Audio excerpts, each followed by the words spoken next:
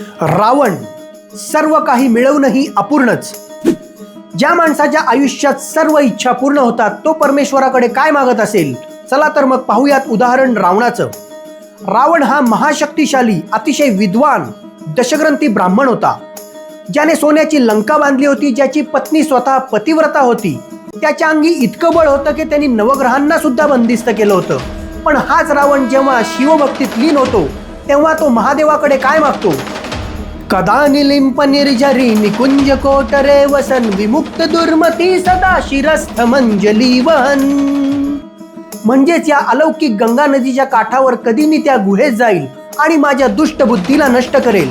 म्हणजेच काम, क्रोध, लोभ, मदमत्सर, दंभ, संशय आणि चिंता या विषयांना मी कधी शह देईल आणि तुझं नामस्मरण करता करता मला कधी तो परमानंद प्राप्त होईल. म्हणजे ज्या रावणाला सर्व काही मिळालं होतं तो सुद्धा मित्रांनो मनशांतीच्या शोधात होता. म्हणूनच भौतिक गोष्टींच्या मागे धावण्यापेक्षा जर आपण आपल्या सांसारिक जबाबदाऱ्या पार पाडल्या आणि आपलं मन आपण भक्तीत लीन करून जर शांत करू शकलो तर त्यापेक्षा दुसरं आयुष्यात काहीच मोठं नाही.